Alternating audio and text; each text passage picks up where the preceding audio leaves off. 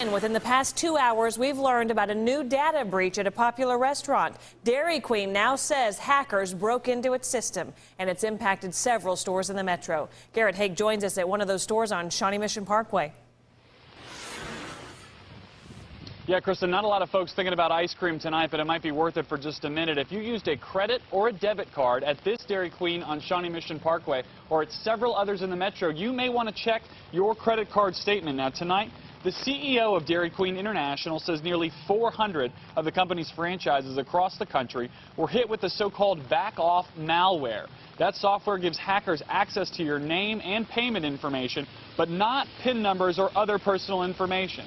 So of the DQ locations in our area, the company thinks 4 were affected. The restaurant on Iowa Street in Lawrence, the restaurant on Silver Street in Paola, and the location here on Shawnee Mission Parkway in Kansas. Now on the Missouri side, there's one in our area, the restaurant on Commercial Street in Harrisonville. Now tonight, Dairy Queen thinks they've got this problem contained. They don't think it's an issue anymore, but they are offering up to 1 year of free credit monitoring for anyone who thinks they might have been affected. We've put more information, including a complete list of all the stores in the United States that were affected by this malware on our website at KSHB.com. For now, reporting live in Shawnee Mission, Garrett Haig, 41 Action News.